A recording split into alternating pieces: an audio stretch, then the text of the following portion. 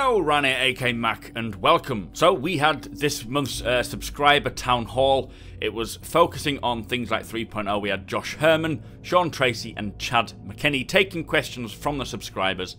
And the first question was in regards to the $4.5 million stretch goal, which is to do with ship data being exported to touchscreens, tablets, using voice attack, and, using external devices to interact with the game.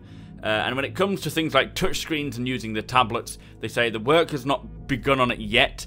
They want to get more core gameplay, like it working on MFDs or your multifunction displays in-game for ships first. So that's the main focus. They know that the support for external stuff is not too difficult, but it's more about prioritizing it at the moment. But there will be a Spectrum overlay. This is ongoing. They're working on this now, so we'll see more about that. Whether that's 3.0, I don't know. Next question is there any info on female characters? Now, they're still working on them. They're making them one-to-one alongside male, so no sex will have more assets than the other. Once they've finished the male completely, then they will do the same process and complete the female. So once that's ready, they'll move on. So next question is to do with this FOIP tech that we saw. A couple of questions on this. This is your face over IP, so being able to react in real time, looking at your face and putting that on your character in game. Will it work for players wearing glasses? And they said yes, absolutely. Long hair, beards. They say it's not perfect yet, but they are working to get it that way. So yeah, if you have a beard, if you have glasses, it makes no difference. It will still work. The other question regarding FOIP is there any overhead impact on clients' performance? And they say there is, although it's a small amount, but they're looking into it now. It's something that they really want to get sorted. They want to find a way of controlling the threads that they create. But they know that it's important to get that sorted, so it is quite a priority for FOIP at the moment. So the next question is regarding the ship matrix update. This is where all the ship stats are on the website. We're supposed to be getting updated soon. They are working on it now as well. They're gathering all the info for all of the 106 ships that they have announced. And it's intended to be done within the next month or two. So hopefully the earlier the better. So next question is there any long-term plans for the PlanetSide flight model? Now, if you notice in the Gamescom, it just didn't look right. They said it's still in development. They're talking to the physics guys now to better integrate it. It will be different to what it is at the moment. But also things like weather, wind, this sort of thing will affect how your ship handles planetside and in atmosphere. But do remember that 3.0 is the very first implementation of all this. So that's the starting blocks. From there, they'll just make it better. So next question, cargo, does it already affect the flight in 3.0? And they said no. There's still a little more code that they need, a little more game code in order to get that working. So 3.0, your cargo will not affect the weight of your ship or the movement of your ship. So the question after this is to do with any ideas for handling fauna planetside. So how they're going to create life forms like aliens and creatures and animals on the planets.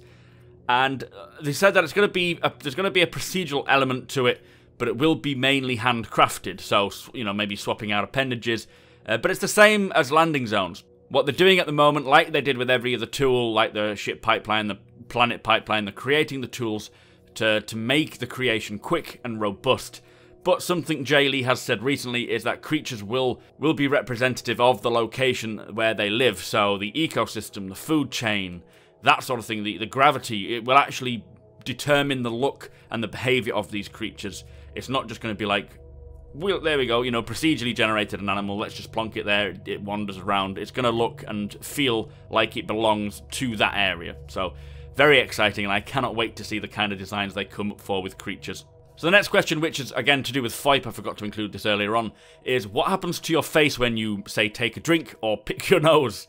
They said that the camera generally picks up everything the face does, so if you are chewing gum or eating food, your face will look like you're chewing.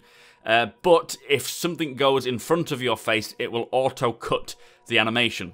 So if something gets in the way, like a hand or a pen, they did demonstrate this at Gamescom, then it will cease the animation and it will just go back to an idle animation, which is just your straight face, basically. So next question, which is a good one, is to do with character damage states, things like armor or even shaders for having black eyes. Now, they said that they have been thinking about it, but they're nowhere near ready to implement it yet. Black eyes would need to look good So if there is a solution, they haven't created one yet, but they will look to a solution which has to look good and also not cost too much in performance. Otherwise, they just won't do it until they do find a way of making it happen. But armor damage states is being looked into. Now, bullet holes are not likely. It's not as easy as you think, and it's quite expensive performance-wise, especially if every single person's armor got a bullet hole, then, you know, the expense would be too high. But things like dirt and dust will accumulate, wear and damage like chips. Material will show the underneath side, you know, the underneath of the armor as well if it takes too much damage. Age as well, which is separate, so things like rusting, being sun bleached if you're out in the open too long.